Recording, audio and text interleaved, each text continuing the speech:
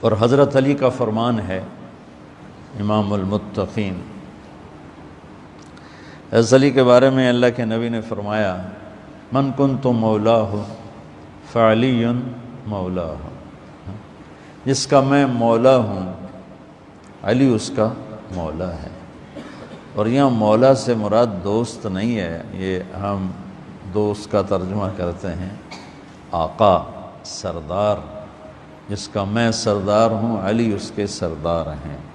اس کے پیچھے ایک کافی پس منظر میں بہت سی چیزیں ہیں، ان کی صفائی کرنے کے لیے میرے نبی نے غدیر خم پر یہ حدیث بیان فرمائی خطبے میں کہ جس کا میں مولا ہوں اس کا علی مولا ہے۔ تو یہ چند دن پہلے مجھے خیال آیا کہ ہمیں حضرت علی نہیں کہنا چاہیے، ہمیں مولا علی کہنا چاہیے، کہ میرے نبی ہمیں ان کو ہمارا مولا بنا کے گئے ہیں۔ ہم سمجھتے ہیں صرف یہ شیعہ کہتے ہیں مولا علی، وہ صحیح کہتے ہیں، من کنت مولاہ فعلی مولاہ۔ آپ سب کے چہروں پہ میں حیرانی دیکھ رہا ہوں، حالانکہ میں آپ کو صحیح حدیث پیش کر رہا ہوں، من کنت مولاہ فعلی مولاہ، جس کا میں مولا ہوں علی اس کا مولا ہے۔ تو میں اب حضرت علی نہیں کہتا، میں کہتا ہوں مولا علی، کہ ان کا حق ہے۔ جیسے ہر صحابی کی بعض خصوصیات ہیں جو دوسرے میں نہیں۔ آپ نے ابو بکر سب سے بڑی ہستی ہیں صحابہ میں، ان کو نہیں، آپ نے کہا کہ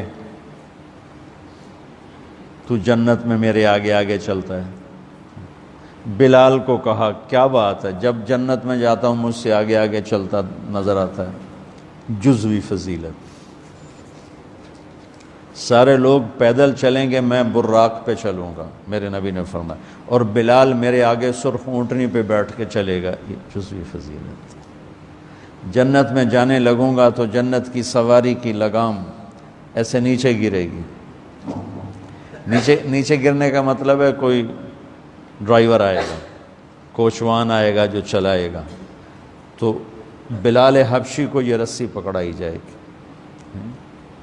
تو اس طرح یہ جزوی فضائل کسی کے کسی طرح، کسی کے کسی طرح ہیں۔ تو مجھے خیال ہے کہ ہم اہل البیت کے حق میں بڑی کوتاہی کرتے ہیں، بہت کوتاہی کرتے ہیں۔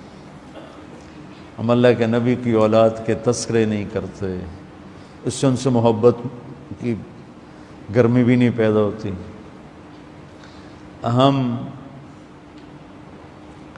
تم میری اولاد کی برائیاں میرے سامنے شروع کر دو تو تم مجھے اچھے لگو گے، اور میرے سامنے آ کر میری اولاد کی تعریف شروع کر دو، چاہے مجھے پتہ بھی ہو جھوٹی تعریف کرنا، تو بھی میرا دل خوش ہو جائے گا۔ تو ہم نے نا اللہ کے نبی کے گھرانے کے بارے میں بہت کوتاہی کی ہے، بہت کوتاہی کی ہے۔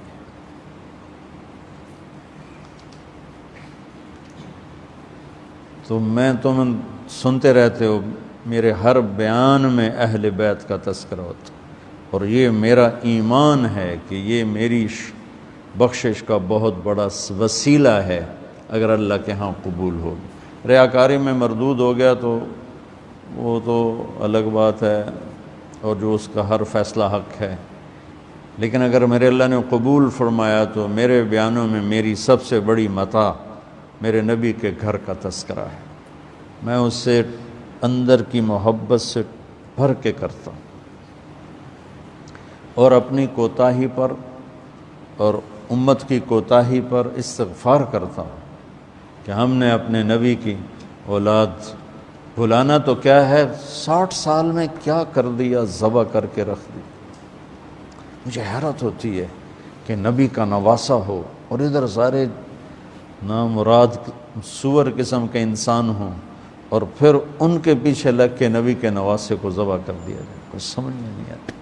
شاید اللہ ان کے عالی شان مقام طے کر چکا تھا۔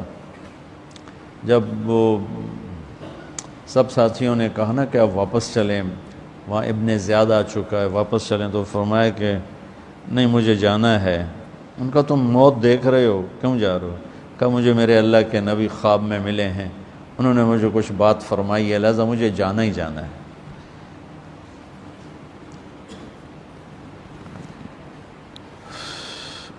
میں پتہ نہیں بیان کیا کر رہا تھا حضرت علی کا،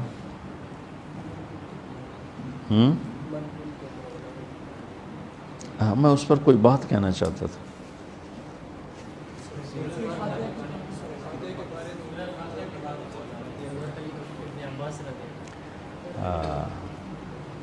مولا علی نے فرمایا اگر میں سورہ فاتحہ کی تفسیر کروں، سورۃ فاتحہ کی تفسیر لکھواؤں تو 70 اونٹوں پہ لادی جائے گی، 70 اونٹوں پہ۔ اور یہ خالی دعویٰ نہیں تھا، ایک حدیث اور سنو۔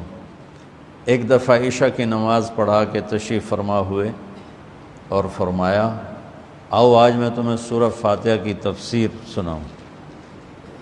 تو شروع کرتے ہیں بسم اللہ سے، اور بسم اللہ کی با سے شروع کرتے ہیں۔ عربی میں تو حروف کا بھی مطلب ہوتا ہے نا، با کا مطلب بیان کرنا شروع کیا اور فجر کی اذان ہو گئی، با چل رہی تھی۔ سبحان اللہ۔